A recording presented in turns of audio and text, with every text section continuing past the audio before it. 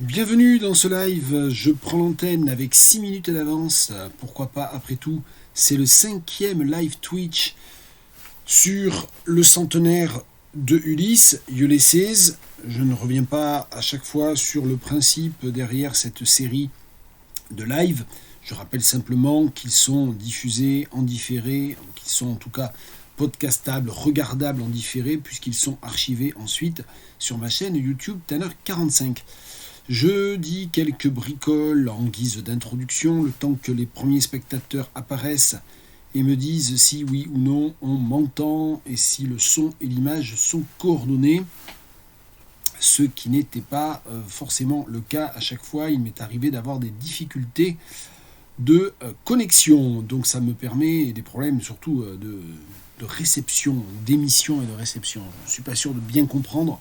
Je n'ai pas encore eu le temps de bosser, pas pris le temps, c'est toujours pareil, de bosser le Twitch for Dummies offert par Théo. Bien, Louis, bienvenue. Parfait. Super. Donc, c'est parfait. Merci beaucoup, Louis. Et bienvenue, welcome back, puisque Louis était en vadrouille, on va dire ça comme ça. Et bien écoute, on a échangé un peu à distance, puisque ce matin dans la vidéo Je rends des livres, là je parle de la chaîne Tanner 45, j'ai parlé d'un livre que Louis m'avait conseillé. Nietzsche a pleuré, traduit de l'anglais par Clément Baude, et dont l'auteur est Erwin Yalom. Comme quoi tout ça c'est une boucle assez compliquée, c'est un petit cénacle, mais c'est une boucle très riche. Et voilà, je ne sais pas trop quoi dire, étant donné que je vais attendre un petit peu qu'il y ait une demi-douzaine, ou une poignée en tout cas, de spectateurs RIS. Bonsoir Delphine. J'espère que ça va un petit peu mieux. J'en profite pour passer des messages perso. Je me permets. Alors ce qui est intéressant, mais à Louis on en reparlera effectivement la prochaine fois qu'on prendra un café. Oui voilà, je trouve ça un peu long. Alors c'est amusant parce que là sans le contexte, c'est vrai qu'en voyant apparaître sur une capture d'écran d'un live Twitch sur Ulysse de Joyce, on pourrait penser que les quelques longueurs du texte traitent de ça, de ce dont il est question ce soir. Mais il est bien question du roman d'Erwin Yalom, qui est un roman vraiment très intéressant. Mais voilà, je faisais un peu on faisait un peu du hors-sujet. Ok, d'accord, oui, ben Delphine, personne n'est obligé d'assister à ces séances. Je ne me formalise de rien et voilà, je considère que tout est positif dans l'échange. Si un jour je me retrouve à faire un live Twitch tout seul, bien sûr, j'arrêterai.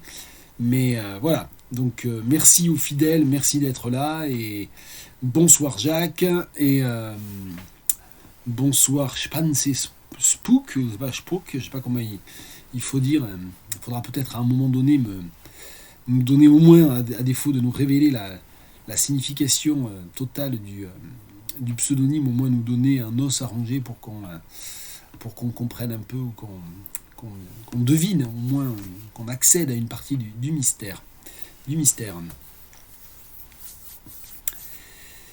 Voilà, donc il est 17h58 et on va encore attendre 2 minutes. C'est une comment dire, une mauvaise bonne habitude, je ne sais pas très bien, que j'ai, qui est que pareil en cours j'arrive souvent un certain temps à l'avance. Ce qui est bien, notamment pour des questions techniques, c'est vrai que quand j'arrive à l'avance dans une salle de classe où j'ai besoin de lancer un certain nombre d'éléments, vu la lenteur des ordinateurs de l'université, vu que parfois le collègue avant a éteint l'ordi, a fermé sa session, enfin, etc., c'est pas plus mal d'arriver à l'avance.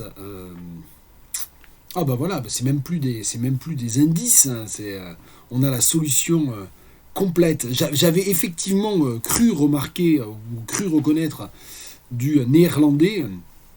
D'accord, le fantôme espagnol. Ah oui, je pense que c'est Spanish. Enfin, d'accord, ok. Alors en général, quand je lis Je dis ça exprès parce que Astergirl est dispensée de live Twitch ce soir, puisqu'elle a conseil de classe. Donc l'énigmatique Astergirl ne sera pas parmi nous ce soir. Et je le dis parce que c'est une sorte de running gag entre elle et moi, le fait que je lise, que je prétende lire évidemment des langues que je ne connais pas ou que je n'ai jamais apprises. Quand les rares fois où ça m'arrive de lire du néerlandais avec le texte en regard dans une langue que je connais mieux, c'est vrai qu'on reconnaît pas mal, mais on reconnaît à condition d'avoir un peu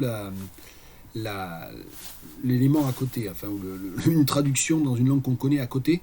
C'est vrai que spook, pour un angliciste, c'était relativement transparent, puisque c'est exactement le même mot, mais ça ne va pas se prononcer pareil. Ça va se prononcer spook ou spook, ou un truc comme ça en néerlandais. Bien.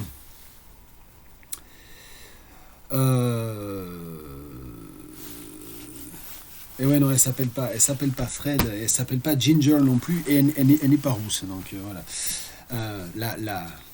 L'énigmatique Astergirl dont on réussit à parler, Spook, ok. Jacques, il faudra que tu nous dises, hein, si tu parles néerlandais, il faut évidemment me rectifier quand je dis des bêtises, parce qu'il y a un peu de, je crois, il y a tout de toute façon, enfin il y a pas tout dans Ulysses autant que dans Finnegan's Wake, mais il y a beaucoup de langues, en tout cas. Ok, Delphine dit que ouais,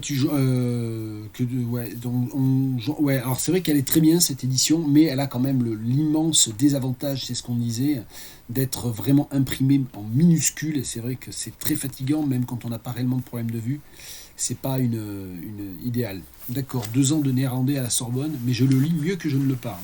C'est mieux que moi qui ne le lis pas et qui ne le parle pas. Donc c'est. Et alors le pire étant évidemment, j'ai envie de dire, le comprendre à l'oral, parce qu'autant des textes écrits, j'ai réussi à capter les bribes, surtout si je connais un peu le contexte. Autant évidemment à l'oral, le néerlandais, comme un petit peu pour moi, c'est un peu la même expérience qu'avec un certain nombre de langues nordiques ou scandinaves. À l'écrit, il y a beaucoup de choses qui ressemblent un peu à de l'allemand, à de l'anglais, à un medley des deux, et à l'oral, il n'y a plus rien, quoi. Voilà. Ah d'accord, donc en fait la Alma Classics, elle existe en e-book. D'accord. Ça va faire un gros volume, ils doivent te dire qu'il reste 48 heures de lecture ou quelque chose comme ça. Bien, je propose de commencer parce que moi, il faut que je mette un terme à ces lives à 19h dernier carat, 19h10 dernier carat. Donc de toute façon, je pense qu'au bout d'une heure, tout le monde en a marre, et moi le premier. Alors j'avais fait un tweet hier pour signaler que j'aurais des petites choses à dire, parce que j'ai pris le temps hier de relire un petit peu, donc j'ai lu le chapitre 3, j'ai repris le chapitre 3 que j'ai lu plusieurs fois en m'en sortant difficilement d'ailleurs. Je ne sais pas si on peut parler de ce chapitre 3, si d'autres ont envie de parler de ce chapitre 3. Alors je redis que ce que j'appelle le chapitre 3, c'est ce qui dans l'édition Alma Classics se trouve de la page 30 à la page 40, voilà, juste avant le grand 2, voilà, donc c'est la 3e partie du grand 1, et qui s'appelle, je crois, Proteus, d'ailleurs, j'ai déjà oublié, enfin qui est censé s'appeler dans les fameuses tables de correspondance explicatives données par Joyce, qui s'appelle Proteus, voilà. Bon, et le chapitre 4, qui est donc la première partie de ce grand 2, là je l'ai lu, et ça c'est un passage qui se lit beaucoup plus facilement, donc je pense qu'on a effectivement matière éventuellement à discuter de cette question-là, de la lisibilité relative de Ulysses. On dit souvent que le texte illisible par excellence de Joyce notamment, c'est Finnegan's Wake, que Ulysses est relativement lisible. Encore faut-il s'entendre sur ce que l'on entend par lisible. C'est une question qui est évidemment éminemment subjective, on a déjà eu l'occasion d'en parler, selon son bagage littéraire, selon son bagage en anglais, selon son bagage en culture irlandaise, etc. Je ne vais pas vous refaire l'article, on en a déjà parlé. La lisibilité, elle est plus ou moins élevée. Le degré de lisibilité de Ulysses, il est plus ou moins élevé, mais j'ai tendance à penser que on peut s'entendre sur la lisibilité relative de certains passages, et pour moi, en tout cas, voilà, j'attends bien sûr des contradictions, éventuellement des confirmations. Le chapitre 4, celui où l'on voit apparaître un personnage évidemment essentiel, et même 2 personnages essentiels du roman, Leopold Bloom et sa femme Molly Bloom, ce chapitre-là est beaucoup plus facile à lire que le chapitre 3. Alors ça ne veut pas dire qu'il est Ça ne veut pas dire que c'est du roman de gare, mais c'est quand même,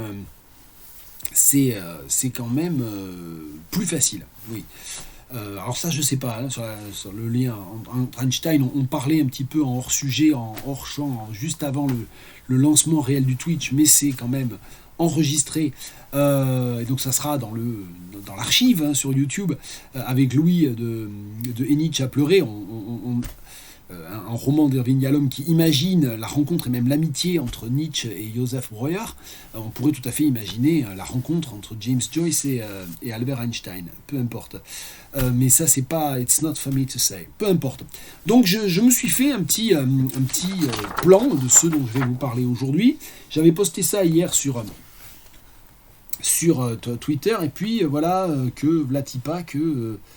Théo et Samuel qui se reconnaîtront, mais qui ne sont pas là, je crois, et Théo n'est pas parmi nous, me semble-t-il,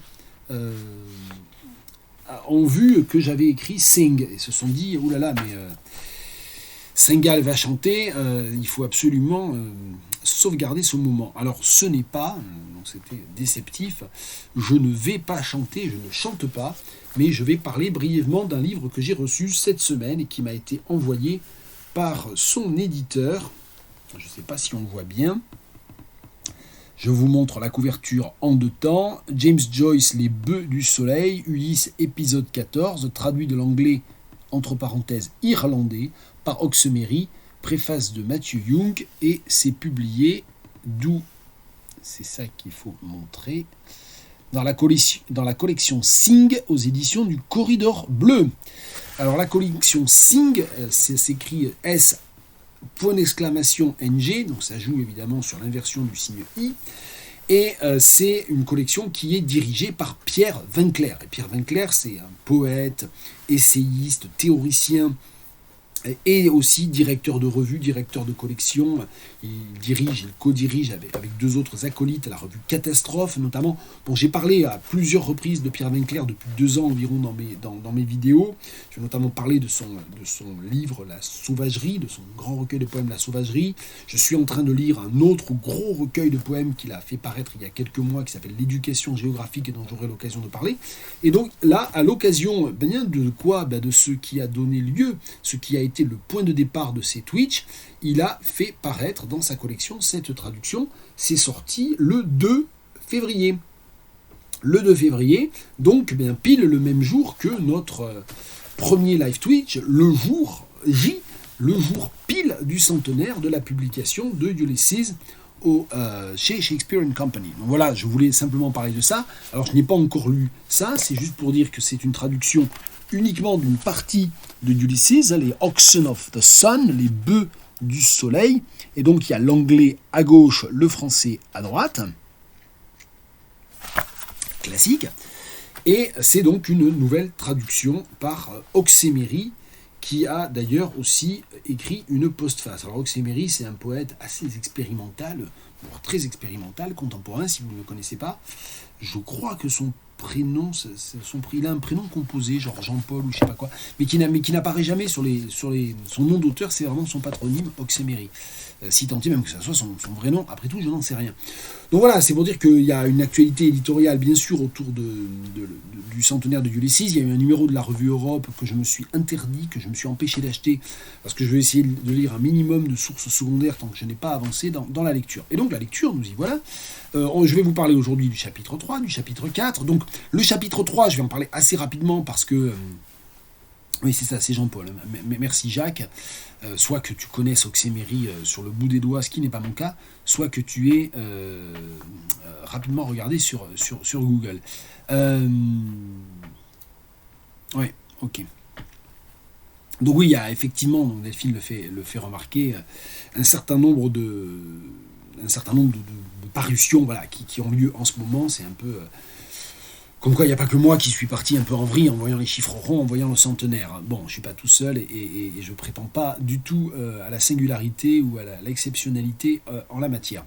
Donc, j'en viens au chapitre 3, au chapitre 4. Le chapitre 3, donc le fameux pseudo-proté, j'ai dit tout ce que je pensais aussi de la liberté que l'on devait prendre, de la distance que l'on devait prendre avec les grilles analytiques théoriques proposées par Joyce lui-même. Donc il y a le chapitre 3, il y a le chapitre 4. Alors le chapitre 3, je ne vais pas expliquer vraiment ce qui s'y passe, parce que c'est extrêmement difficile de le résumer, et je vais tenter de résumer le chapitre 4, donc j'espère que vous m'en serez gré. Je ne sais pas très bien où vous en êtes, je ne sais pas si tout le monde est plus loin que moi, parce que moi je lis pas tellement en fait Ulysses, je ne sais pas si c'est parce que je veux pouvoir faire durer, si inconsciemment j'ai envie de faire durer ces live Twitch ad vitam aeternam, et donc j'avance lentement, ou si c'est parce que j'ai eu tellement d'autres choses à lire que j'ai un peu différé, bon, je ne pourrais pas vraiment dire.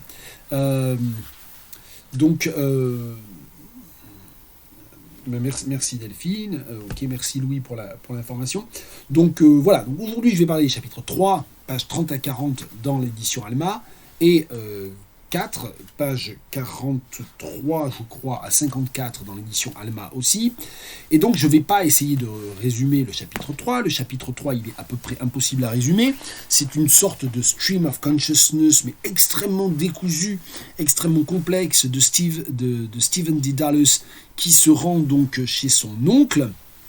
Et puis à un moment donné, il est plus chez son oncle, et je dois avouer que moi, j'ai pas trop trouvé la connexion. Il y a des descriptions de Strand, en fait, du littoral, hein, donc il se promène le long au bord de la mer, hein, voilà, il y a tout ça, et il y a un très grand nombre d'extraits, de citations, de souvenirs, c'est une scène dont j'avais parlé assez longuement, c'était un peu le sujet du 4e live Twitch, tout un paragraphe dans lequel on a des bribes de conversation entre deux ouvriers d'imprimerie qui se trouvent être des protes, ça ne m'est venu qu'après coup, qu'effectivement c'est sans doute lié à l'argot de l'imprimerie où les ouvriers imprimeurs, les typographes s'appelaient des protes, et effectivement Joyce introduit ça dans un chapitre placé sous le signe de Proté, hein, le dieu des métamorphoses, le dieu protéiforme, hein, justement. Donc j'avais parlé aussi de ce paragraphe-là. Donc bon, ça part vraiment dans tous les sens, et j'ai quelques remarques à faire quand même, qui valent ce qu'elles valent, mais qui sont un peu ma réaction, ma gut reaction à ma relecture, parce que là j'ai réussi à lire vraiment le chapitre 3 d'un trait hier, et dans la foulée j'ai lu le chapitre 4. Donc le chapitre 3, ma première réaction en le lisant, enfin pas ma première réaction, mais une des réactions dont je voudrais vous parler en le lisant, c'est à la page 39. En lisant ce texte, je me suis soudain dit que c'était un peu familier, et effectivement c'est un texte qu'on avait traduit quand je préparais l'agrégation, et le professeur nous avait donné, Pascal Aquien, vous pouvez chercher, grand professeur notamment de traduction et de littérature britannique, de poésie du 19e siècle notamment, hein, et qui a également traduit beaucoup. Il a traduit Swinburne notamment, et donc c'était notre prof de version à Paris, et il a, à Normal Sup en l'occurrence, et il a... il rêve qu'il est chez son oncle. Ok. Super. C'est ça, voilà. En fait, c'est très étrange. Mais je pense que là encore, il rêve qu'il est chez son oncle, etc. Je suis pas d'accord avec ça. Enfin, je regarderai les explications quand elles viendront, et quand je lirai éventuellement des explications. Mais je pense que là, enfin, je me fais suffisamment confiance sur la lecture et sur mon bagage littéraire pour dire que il y a une juxtaposition de choses extrêmement disparates, et qu'il n'y a pas réellement de lien expliqué et rationnel et causatif. Et moi, j'ai presque envie de refuser de rationaliser ça en disant il rêve qu'il est chez son oncle, il y va pas, il en sort, et on a... Moi, je pense qu'on peut aussi envisager qu'il y a des ellipses, que c'est des fragments de ce qui se passe pendant une heure, et qu'on a des ellipses. Bon, faudrait relire, peut-être qu'effectivement, c'est moi qui suis passé complètement à côté de quelque chose, hein. J'aurais pas non plus l'outrecuidance de prétendre ça. Donc j'en reviens à ma page 39. La page 39, c'est ce passage-là, et ça m'est revenu parce qu'il y a cette phrase... Hein, il y a la référence à la tempête de Shakespeare, 5 fathoms out there, full fathom 5 thy father lies, at one he said, found drowned. Donc là c'est tout le passage sur la noyade, hein, où il est question de noyés qui sont retrouvés. A high water at Dublin bar, driving before it a loose drift of rubble, found shoals of fishes, silly shells, a corpse rising salt white from the undertow, bobbing landward, a pace, a porpoise. There he is, hook it quick, sunk though he be beneath the watery floor, we have him, easy now. Et donc, je me rappelle vraiment avoir eu ça à traduire. Donc je ne sais pas où commençait le texte et où il se terminait. Bon, déjà, il fallait être à moitié dingue pour nous donner ça à traduire. Et c'était pas très très formateur pour l'agrégation, pour tout dire. Enfin, je pense qu'il s'était fait plaisir, on s'était fait plaisir aussi.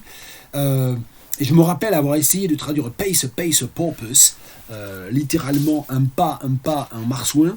Et j'avais traduit, je m'en souviens, marche, marche, marsouin, ce qui était débile, mais qui au moins essayait de rendre compte de l'allitération.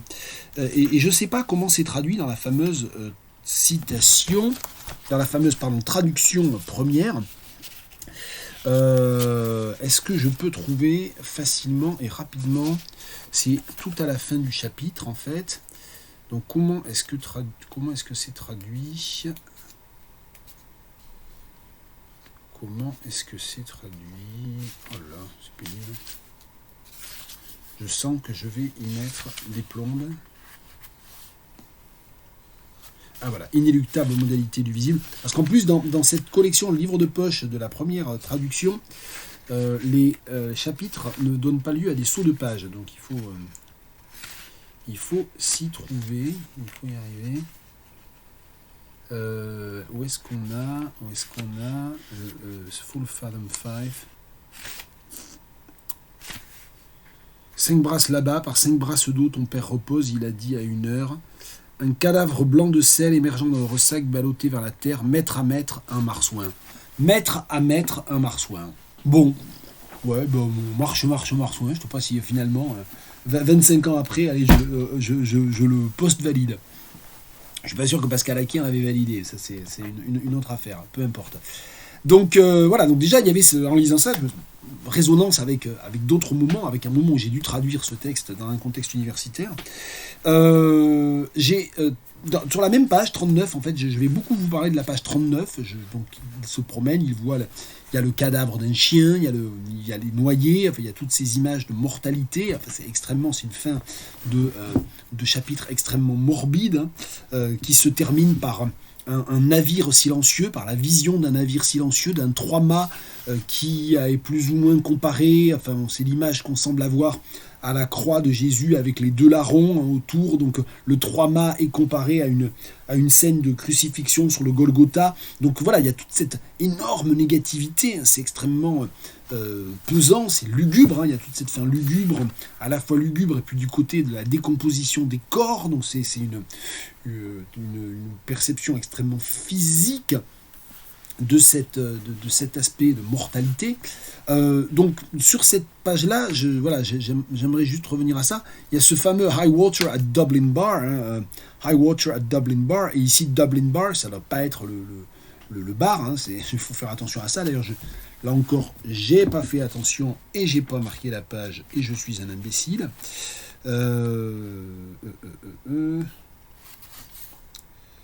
Eau de l'eau à la barre de Dublin. Bon, c'est traduit par la barre. Enfin bon, on est d'accord que c'est un terme nautique ici. Ça signale, je sais pas, l'entrée dans la rade ou quelque chose comme ça. Il doit y avoir un sens technique de ce bar.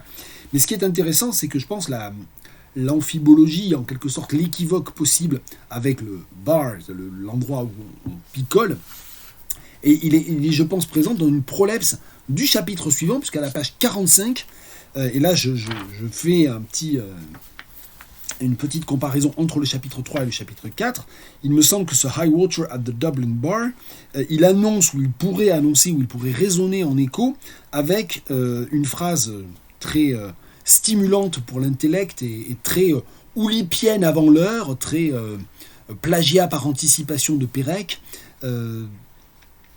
qui se trouve donc vers le bas de la page 45. Good puzzle would be cross Dublin without passing a pub. Save it, they can't.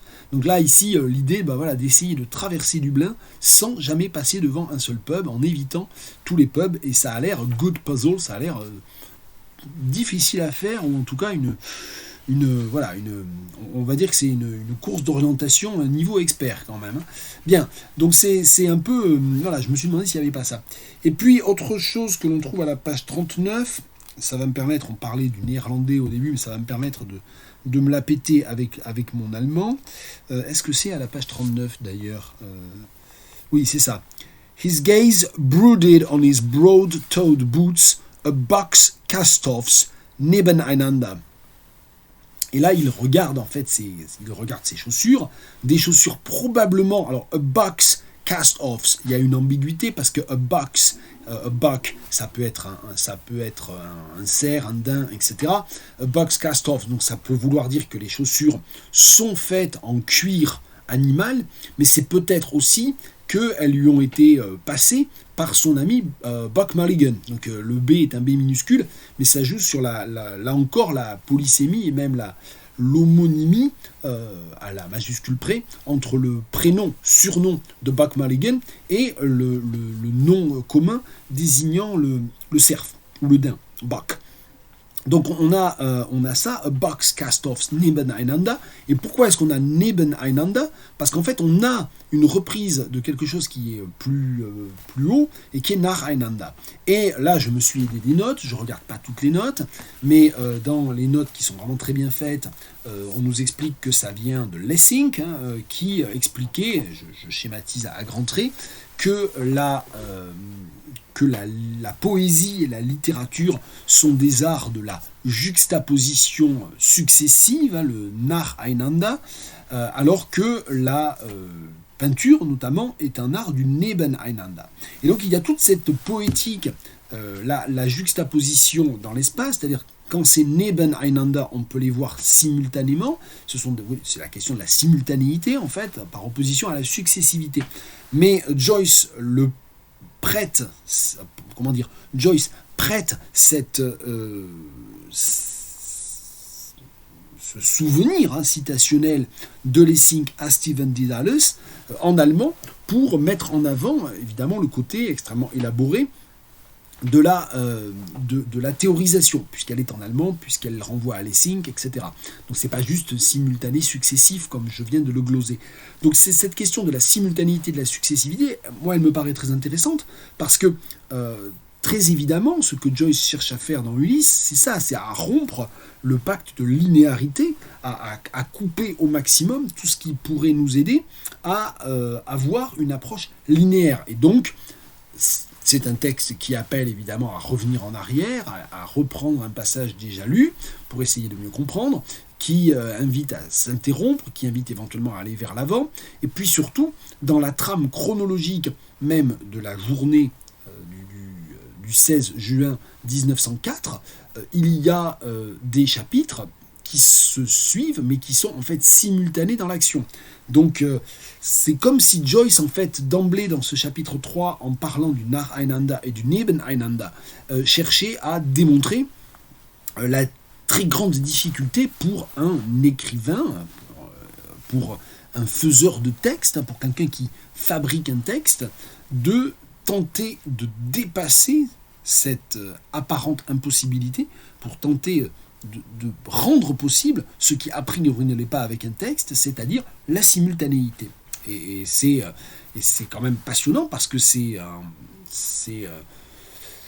un point qui est, je pense, à l'origine d'un très grand nombre de projets modernistes, avant-gardistes ou postmodernes des 100 dernières années. Si on pense au nouveau roman, un très grand nombre de romans du nouveau roman ont cherché à faire ça, ont cherché à faire exploser la question de la linéarité pour essayer de rendre compte de la possibilité pour un texte de ne pas être du nacheinander, justement, d'échapper à cette espèce de fatalité du nacheinander. Donc il y a cet aspect-là que j'ai trouvé assez intéressant. Je me suis noté aussi, mais je n'ai noté en fait que la dernière occurrence, c'est celle du tout dernier paragraphe du chapitre 3, l'importance de l'héraldique, de la langue des blasons, que l'on trouve ici avec Rea Regardant, ça se trouve à la page 40. He turned his face over a shoulder, Rea Regardant. Et donc on a évidemment quelque chose de très archaïque, parce que Regardant n'existe pas en anglais, sauf dans ce sens d'héraldique. Et Rea, R-E-R-E, est aussi un terme qui n'existe pas en tant que tel, qui n'est pas du tout répandu dans la langue anglaise. On a le terme Rea, R-E-A-R, qui se prononce pareil, mais qui désigne effectivement l'arrière de pas mal de choses. Ça peut être l'arrière d'un animal, comme ça peut être l'arrière d'un véhicule, Rea. Et donc, Ici, rear regardant, c'est un terme d'héraldique qui désigne justement exactement la position que prend Stephen Dedalus à ce moment-là. Donc c'est comme si on avait un dédoublement en fait non pas de l'animal, mais on avait un dédoublement de la description. Stephen, il ressemble à un animal héraldique, à un animal figé dans une certaine position. He turned his face over a shoulder. Et puis le texte lui-même dédouble. C'est-à-dire le texte décrit l'action telle qu'elle se décrit de manière relativement courante, relativement banale dans un récit, mais il la reprend avec à la fois l'intertexte de la langue des blasons, de la langue héraldique, mais aussi avec une image, c'est-à-dire qu'en fait ça dédouble l'image. Il y a l'image traditionnelle portée par une narration d'action relativement banale, he turned his face over a shoulder, et puis on a le dédoublement de cette description d'action par le renvoi intersémiotique, si je continue à essayer de me la péter, mais par le renvoi à une autre forme d'art, à un art visuel, et un art visuel extrêmement codifié, rear regardant. Donc il y a aussi cet aspect-là ici. Et il y avait donc d'autres, il y a plusieurs points d'héraldique, il y a plusieurs recours à la taxonomie, à la terminologie héraldique dans ce chapitre. J'en viens au chapitre 4, s'il n'y a pas tellement d'autres remarques, je crois qu'on est très peu nombreux. Enfin, je pense que ce que je vois au niveau du nombre de spectateurs n'est pas entièrement fiable, mais ce qui est sûr, c'est qu'il y en a moins que la semaine dernière, où il y en avait déjà moins que la semaine d'avant. Donc je pense que je vais finir tout seul, mais c'était un peu inévitable, je crois. Là, je plaisante, hein, ceux qui sont là, c'est merveilleux. Donc, je fais juste une parenthèse avant de parler du chapitre 4, pour réagir à des petites choses qui ont été données dans les commentaires, dans le chat. La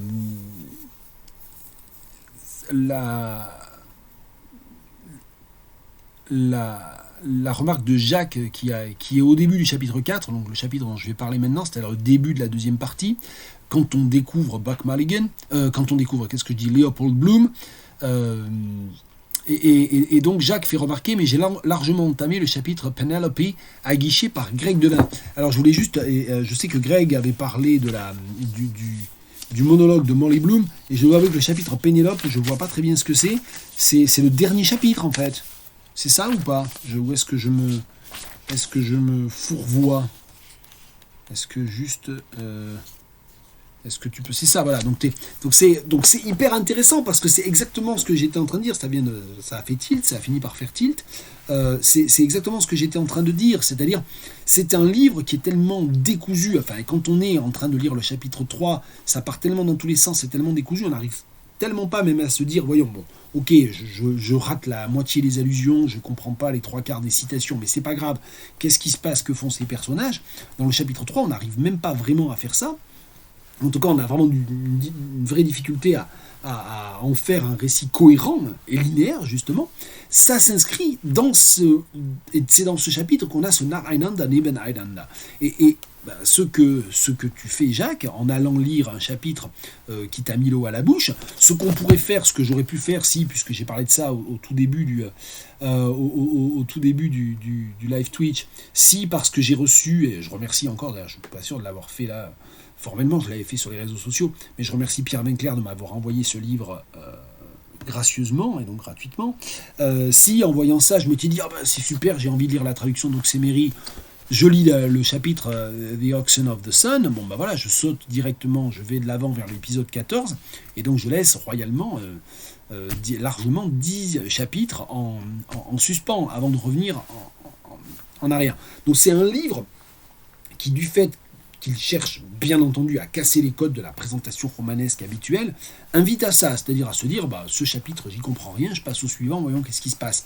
Et quelqu'un qui ferait ça avec le chapitre 3 et qui passerait au chapitre 4, eh bien en fait, très bien, ok, découvrons Leopold Bloom, que fait-il? Et ce qu'il fait est raconté de manière beaucoup plus simple et beaucoup moins désarçonnante ou désorientante que la narration même et la construction même du chapitre 3. Donc, venons-en au chapitre 4.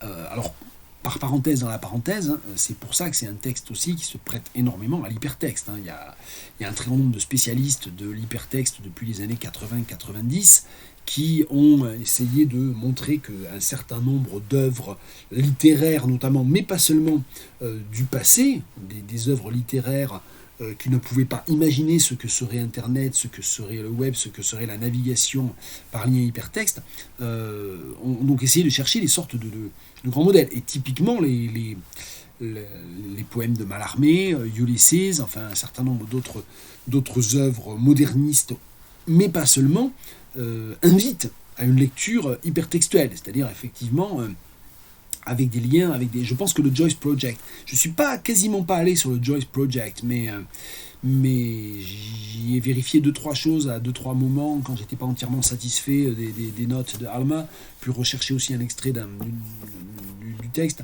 Mais je pense que c'est aussi ce que le Joyce Project cherchait à faire ou cherche à faire. Je n'ai pas farfouillé dans le Joyce Project, mais idéalement, c'est ce qu'un vrai joycien, ce qui n'est pas mon cas, aurait envie de faire, c'est-à-dire faire une vraie navigation dans le texte qui permette de faire des rewind et des fast-forward en permanence, c'est-à-dire d'aller vers de l'avant, d'avant en arrière, puisque c'est un texte qui est tellement constitué à la fois d'intertextes, d'éléments intertextuels, de collages d'éléments intertextuels et de prolepse-analepse, que la lecture linéaire sous forme de livre, elle est presque impossible, ou en tout cas elle ne rend pas entièrement compte de la densité, de l'originalité du projet d'écriture. Bien, bon, moi je continue à essayer de lire de façon linéaire quand même, c'est pour ça aussi que j'avance pas trop. Donc le chapitre 4, et je pense que si les suivants sont à peu près comme le chapitre 4, ça devrait aller assez vite quand même, surtout si je me mets à y consacrer un peu de temps dans la semaine, ce qui n'était pas le cas les semaines précédentes. Donc le chapitre 4, page 43 à 54 dans l'édition Alma Classics, il est beaucoup moins désarçonnant. Hein, il nous présente, il tourne autour d'un personnage, Leopold Bloom, c'est à l'heure du petit déjeuner. Donc déjà le chapitre 4, il se déroule exactement en même temps que le chapitre 1, c'est-à-dire que dans l'action, il a lieu au moment du petit déj, et donc au même moment que le chapitre 1 dans la tour Martello, entre Stephen Buck Mulligan et le troisième, dont j'ai déjà oublié le nom, l'anglais, dont j'ai déjà oublié le nom. Je vais allumer la lumière. Hop là. Pour moi, je ne sais pas si pour vous ça change grand-chose, mais pour moi ça va changer. Ah, ça y est, parce que c'est déjà écrit petit, si en plus je m'explose les yeux à essayer. Enfin, voilà, les jours rallongent. Hein. Il y a un mois, quand j'ai commencé ces live Twitch, j'aurais pas pu faire la première demi-heure d'un live Twitch à 6h du soir avec la lumière du jour. Bon là, on atteint un peu les limites, il fait encore bien jour dehors, mais pas assez dans mon bureau. Peu importe. Donc, Heinz, merci. Donc, j'ai toujours du mal avec le nom des personnages. Alors là, et j'ai bizarrement, on ironise toujours sur les romans russes. J'ai pas plus de mal à identifier ou à retenir le nom des personnages dans les longs romans de Dostoïevski que dans la plupart des autres romans. Je suis toujours embarrassé avec ça et toujours obligé de réfléchir sur ces questions-là. Bon, peu importe. Donc, le chapitre 4, autour de Leopold Bloom, c'est au petit déjeuner. Et donc, on nous raconte le petit déjeuner de Leopold Bloom. Si j'essaie de résumer, je me suis fait un peu les antisèches pour être sûr de ne pas trop bafouiller, pour être sûr d'être clair, parce que ça peut être intéressant. Si vous n'avez pas encore lu le chapitre 4, qu'est-ce que vous allez lire dans le chapitre 4 ? Je ne vous révèle rien. Vous avez bien compris que dans ce roman-là, ce qui compte, c'est la lecture, les mots, les phrases bizarres, les allusions, les monologues intérieurs et quelle signification leur apporter, les dialogues éventuels, que résumer l'action d'un chapitre, c'est pas vraiment spoiler. Donc je spoil pas grand-chose. Si vous voulez vraiment pas, si vous êtes en différé, vous avancez de 3-4 minutes. Si vous êtes en live, vous coupez le son, ou vous me dites de me taire, ou je sais pas. Donc je vous dis rapidement, Leopold Bloom prépare le petit déjeuner et il a envie d'abat. Il est présenté la première phrase, on va peut-être en parler de cette première phrase, elle est géniale, la première phrase du chapitre 4, explique en quoi on peut le définir, et donc c'est la première phrase qui parle de ce personnage, c'est quelqu'un qui adore manger les abats. Bon, on y reviendra. Donc il prépare le petit déjeuner, il a envie d'abat, et le personnage principal de cette première page, de la page 43, c'est le chat. Il voit le chat, il l'observe, il le regarde, il échange un peu avec lui, il lui donne un peu de lait, enfin bon, il l'appelle Poussine, bon voilà, une sorte de Poussine, je sais pas. Et il sort. Il sort pourquoi ? Parce qu'il a lancé un peu le petit déjeuner, on comprend qu'il le prépare pour sa femme, Molly, donc Leopold et Molly. Et il sort parce que il a envie, alors déjà peut-être de faire un tour, de prendre l'air, mais il veut aller s'acheter des abats. C'est ce qu'il va faire. Il va s'acheter du foie. Il va chez le pork butcher, en un seul mot, le charcutier. Alors ça se dit pas comme ça en anglais, normalement, le pork butcher. Bon. Il s'arrête sur une page. Enfin, il y a une page, il y a une feuille dont dont le boucher se sert pour envelopper les abats, mais c'est le client, en l'occurrence Léopold Bloom, qui choisit cette page. Et donc cette page, il prend cette page, il décrit ce qu'il y a sur cette page, on nous décrit, le texte décrit ce qu'il y a sur cette page, on enveloppe les abats dedans, et puis Léopold Bloom, visiblement, il est un peu libidineux quand même, ou je sais pas, où il est... et j'aimerais remarquer à ce stade-là que dans les pistes données par Joyce, le chapitre s'appelle Calypso, donc c'est sans doute, il y a la tentation, certainement. Il se dépêche de sortir parce que la cliente avant, il l'a trouvée visiblement mignonne, et donc il veut certainement faire du harcèlement de rue, comme on ne le disait pas à l'époque. Enfin, il veut faire son gros relou, comme on ne disait pas non plus à l'époque. Et il sort, malheureusement, elle a disparu, donc il est obligé de changer son fusil d'épaule, de rentrer chez lui directement, alors qu'il s'apprêtait probablement à suivre un petit peu cet inconnu et à la mater discrètement ou pas, on ne sait pas. Il rentre chez lui, il finit de lancer la préparation du petit-déj, il met son foie à griller, pendant que le thé infuse, que les toasts sont prêts, et il discute avec sa femme qu'il va trouver au lit, donc Molly est au lit, il parle de métempsychose, parce qu'elle est en train de lire un roman de Paul de Kock où il y a le mot métempsychose, elle ne sait pas ce que c'est, donc il lui explique ce que c'est la réincarnation. Okay.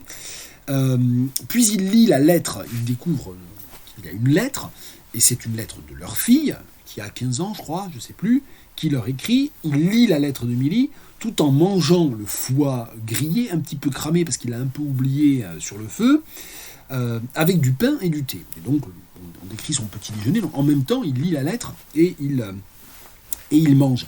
Et la raison pour laquelle j'insiste vraiment là-dessus, alors mon résumé est déjà trop long, enfin ça vous donne une piste, et lisez-le en regardant ça, parce que moi je l'ai lu et puis je ne l'ai pas relu, donc c'est qu'à la fin que je me suis dit tiens, il y a peut-être un lien.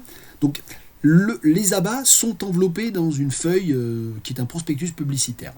Il mange en lisant la lettre de sa fille, et la lettre est reproduite telle qu'elle.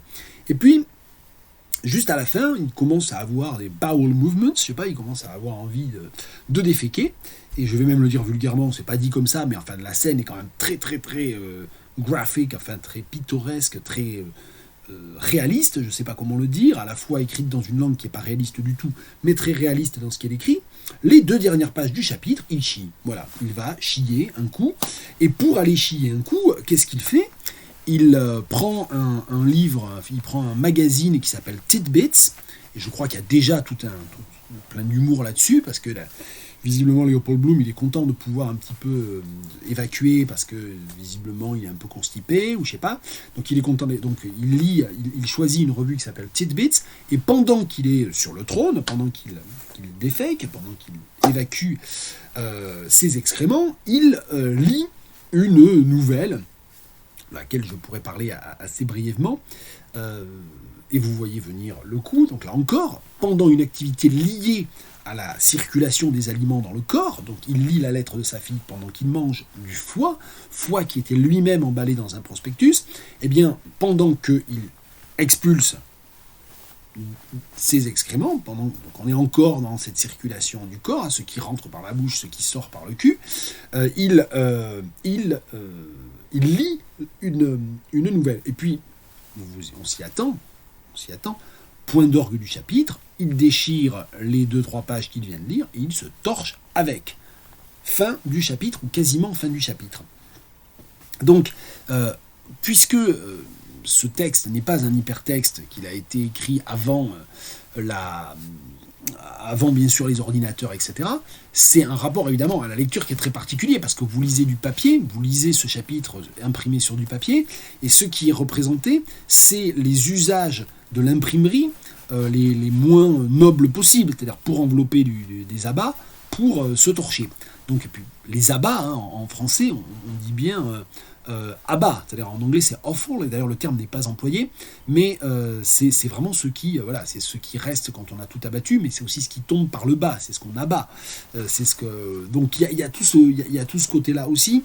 Donc les fonctions du corps, le papier est ramené à cette matérialité finalement d'emballage pour la nourriture ou de papier hygiénique pour torcher le produit final et non transformé de la nourriture, la merde, pour le dire de manière moins poétique ou moins périphrastique.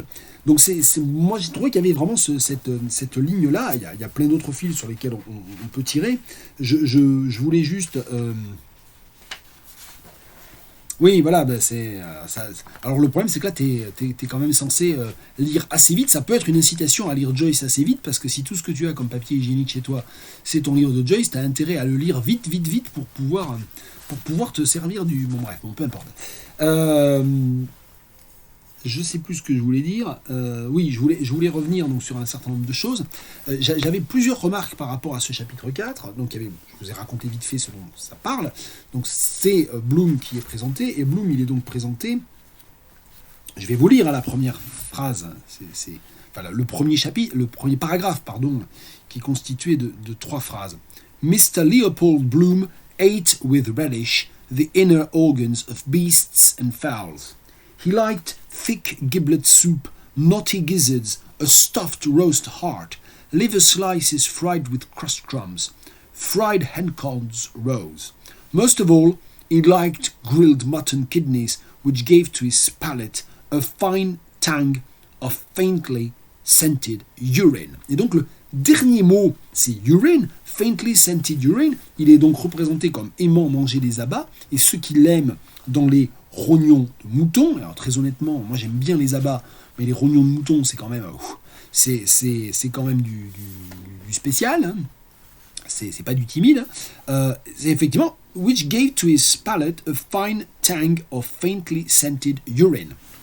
Et donc ça commence par les abats et par les rognons et par le fait que les rognons à la consommation gardent un petit peu, et c'est ce qu'il aime, le tang, hein, c'est-à-dire le parfum un peu musqué, je ne sais pas comment le dire, la saveur de l'urine, hein, la saveur d'un aliment qui est légèrement parfumé à l'urine. Et ça se termine comment ? En se torchant avec un texte. En se torchant avec un texte. Et ce qui est intéressant aussi, c'est que ce texte qu'il lit de la page 52 à la page 53, c'est un texte qui s'appelle Matcham's Master Stroke, qui est un texte d'un lecteur, hein, tiré au sort. Donc apparemment dans la revue Tidbits, il était possible de soumettre, que des amateurs, des inconnus soumettent des textes, et certains étaient publiés, il y avait même un peu d'argent à la clé, et ce texte s'appelle Matcham's Master Stroke, et written by Mr. Philip Beaufoy, Playgo's Club London. Et ce qui est intéressant, c'est que déjà le nom de cet auteur imaginaire de ce texte, c'est Philip Beaufoy, Beaufoy. Donc on est encore dans les fonctions du corps. Il vient de manger du foie et il chie en lisant un texte de quelqu'un qui s'appelle Beaufoy. Ce qui est encore plus intéressant quand on lit des notes, c'est que ce Matcham's Master Stroke, c'est le titre d'un texte que Joyce avait écrit très jeune et qui n'avait pas été retenu d'ailleurs.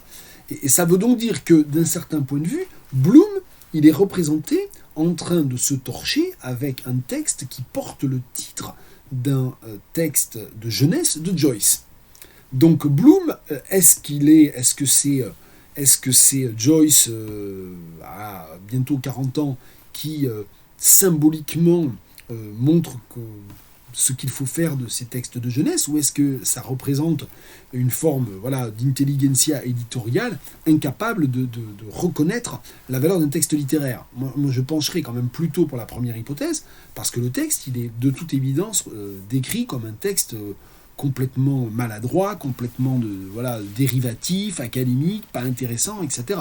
Donc on a quand même quelque chose d'assez intéressant. Bon, Master Stroke en plus, il y a un côté Master Stroke, ça renvoie aussi je pense, et ça, les notes le confirment pas du tout, mais il y a le chef-d'œuvre d'un peintre du fou en plus qui était qui est un peintre qui était dans un asile, hein, Richard Dad, D-A-2-D, The Fairy Fellow's Master Stroke. Donc je pense qu'il y a tout ce côté-là. Je pense que dans la Master Stroke, il y a aussi un sens scatologique, c'est-à-dire il y a aussi le fait de chier un bon coup, un Master Stroke. Donc il joue sur tout ça, d'autant qu'il y a énormément d'humour dans le langage autour de tout ce côté scatologique. Hein. Je sais plus ce que j'avais noté, mais j'avais noté. J'avais noté. A squat on the cockstool, he folded out his paper, turning its pages over on his bared knees. Il tient le journal sur ses genoux. Je suis pas sûr que ça soit une position très confortable pour lire aux toilettes, mais bon, peu importe, hein, chacun sa vie. A squat on the cockstool, hein, donc il joue là-dessus. Et puis, he tore away half the prize story sharply and wiped himself with it. Then he girded up his trousers, braced and buttoned himself. He pulled back the jerky, shaky door of the Jakes and came forth from the gloom into the air.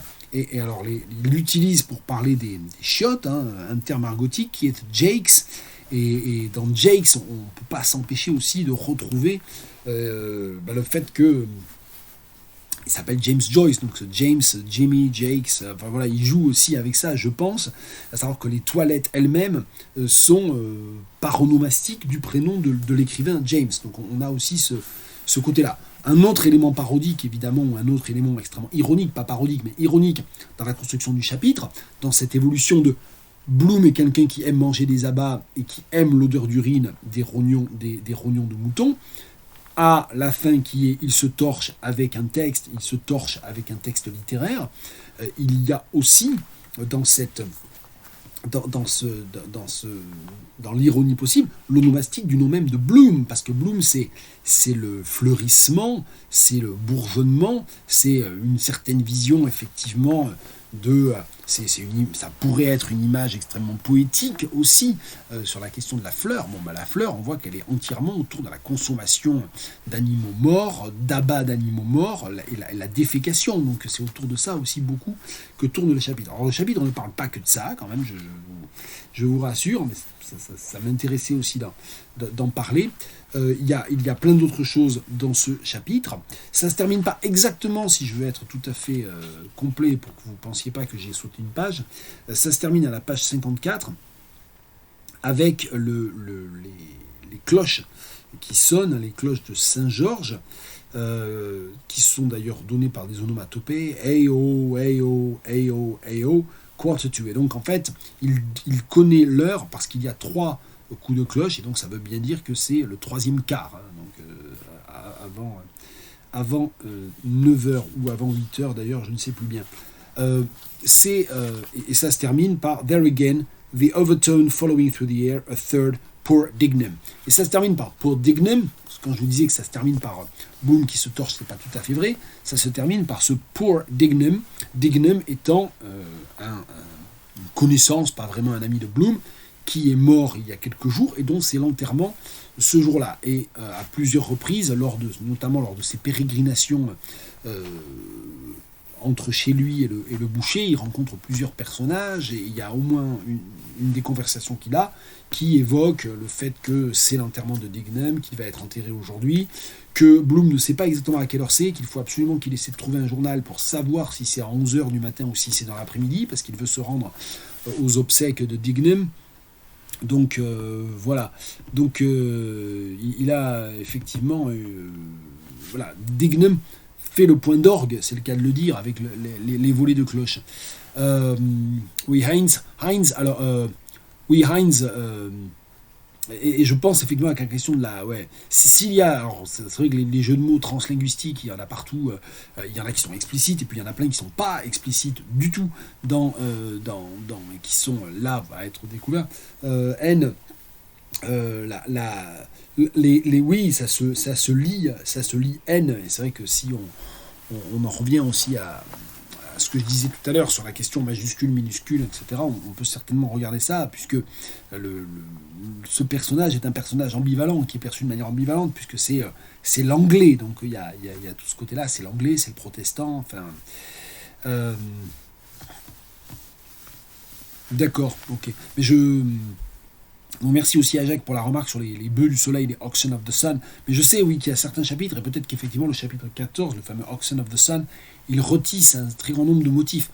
Je sais, hein, sans l'avoir lu, et sans l'avoir lu en entier jamais, et sans l'avoir bien avancé encore cette fois pour le moment, parce que j'en suis à peu près un dixième hein, du roman, je sais que oui, Ulysses, il fonctionne par reprise permanente, hein, c'est-à-dire par reprise du motif. C'est une œuvre qui est rhapsodique, en fait, c'est-à-dire qui fonctionne par reprise, redéveloppement, retour en arrière.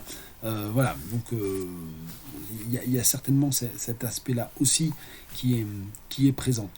Voilà, je pense que j'avais pas grand-chose d'autre à dire. Il y aurait évidemment beaucoup de choses à prolonger sur la question de l'animalité, sur la question de la défécation, de l'expulsion des matières fécales, sur le rapport qu'il peut y avoir aussi entre cet aspect-là et la question de l'écriture. Je voulais simplement, avant de terminer, dire que j'ai pas du tout eu le temps non plus là, de me replonger dedans, et j'aurai pas le temps de sitôt. C'est un livre que j'ai lu il y a très longtemps, et dans lequel j'aimerais me replonger d'ailleurs. C'est un essai littéraire absolument exceptionnel qui s'appelle Literature de Ross Chambers, qui date de 1999 et qui a été publié à la University of Nebraska Press. Et dans Literature, alors Astergirl arrive au bon moment, au moment où je vais mettre fin au live Twitch, peu importe. Mais j'ai parlé de Astergirl au début, donc Astergirl, si elle s'inquiète, pourra aller regarder le début du live Twitch. Non, je plaisante. Bon, j'espère que le conseil de classe n'était pas trop pénible. Donc Literature de Ross Chambers, c'est un essai vraiment hyper intéressant dans lequel il développe ce concept avec ce mot valise, loiter. Alors je l'explique pour les non-anglicistes. Loiter, ça veut dire traîner, flémarder, traînasser, vagabonder. Et donc la literature, c'est la littérature de la flânerie. Et j'ai rouvert Ross Chambers hier après avoir lu le chapitre 4, parce qu'il y a tout un aspect flânerie, même si apparemment, et c'est peut-être un autre point commun ou une autre passerelle entre le chapitre 3 et le chapitre 4, c'est que finalement, on comprend en cours de route que, c'est le cas de le dire, en cours de route, en cours de texte, en cours de récit, que Leopold Bloom, il va en fait acheter du foie pour son petit déjeuner, mais en fait, il a l'air comme ça de vagabonder, quoi, de flâner. Et oui, Jacques le dit, on est en pleine flânerie, en effet, avec Ulysses.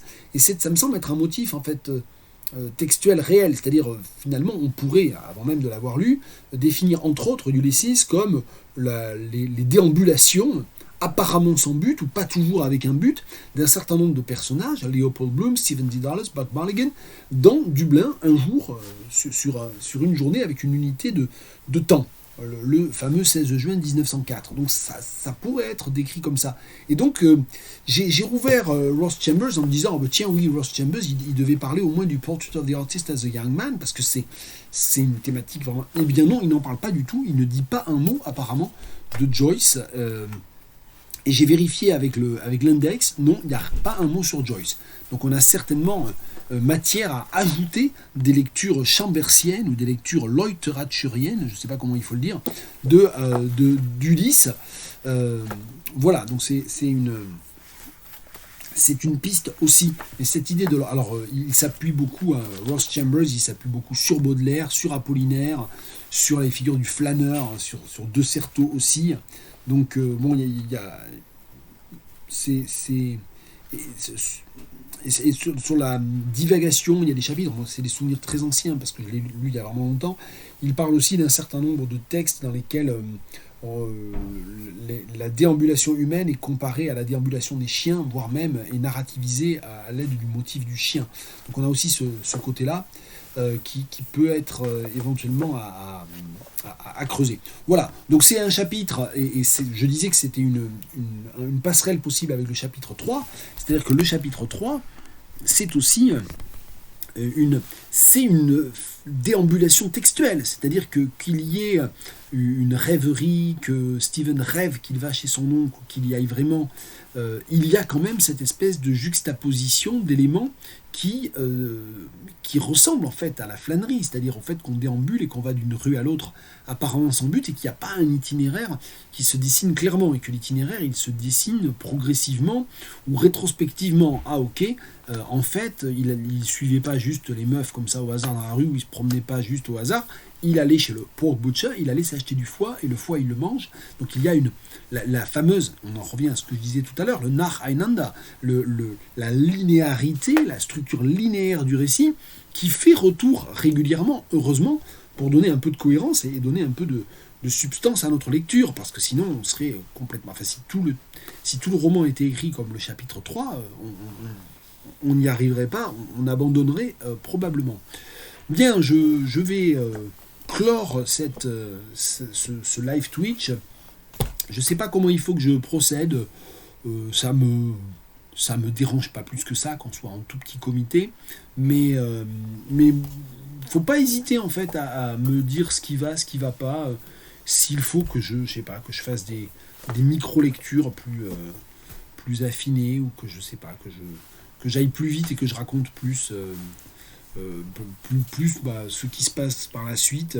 Bon, après tout, pour ceux et celles qui n'ont pas lu le chapitre 4, je vous ai donné un point d'accès, et vous allez voir que si je vous ai donné une piste de lecture linéaire du chapitre 4 à partir des actions de Leopold Bloom, bon ça c'est inévitable, c'est ce que l'on lit, et puis à partir de la question du papier, du papier d'imprimerie, ramené à son utilitarisme, à son usage le plus bas et le plus vil, jusqu'au geste final de se torcher avec le texte littéraire. Voilà. Mais oui, piquer du nez dans le 3, c'est normal. Enfin, le chapitre 3, je rappelle juste que lors du dernier live Twitch, j'avais dit que je m'étais arrêté au milieu du chapitre 3 et que j'avais pas continué, et qu'en fait il fallait certainement que je le reprenne au début, que je le lise d'un trait et qu'on en soit débarrassé. Bon bah en le lisant d'un trait, c'est vraiment compliqué. Donc conseil, hein, si vous n'avez pas encore commencé Ulysse, au moment où vous allez arriver au chapitre 3, vous allez respirer un grand coup, vous allez le lire ou pas, le lire en diagonale ou pas, mais n'hésitez pas à sauter, à aller vers le chapitre 4 et à continuer avec le début de la deuxième partie. Voilà, donc moi aussi, il faudrait que j'essaie d'avancer, je sais pas trop, parce que moi, des copies, j'en ai sans arrêt, j'ai 3000 réunions, 3000 préparations de cours, et je fais des allers-retours dans tous les sens, donc voilà, donc c'est pas... Il n'y a aucune semaine très simple, mais je me suis dit que finalement, en me forçant à lire un chapitre, là j'en avais même lu 2, ça me donne quand même un peu de matériaux, et ça permet d'alimenter le live Twitch. Bon, voilà, à la semaine prochaine, bonne semaine, passez entre les gouttes. N'oubliez pas demain, journée internationale des droits des femmes. Faisons tout pour que ce soit une journée qui a lieu toute l'année, mais éventuellement regardons aussi un petit peu les différentes manifestations ou petites choses qu'il y a à pousser aussi à cette occasion, qui est l'occasion d'une plus grande visibilité. À lundi, au revoir.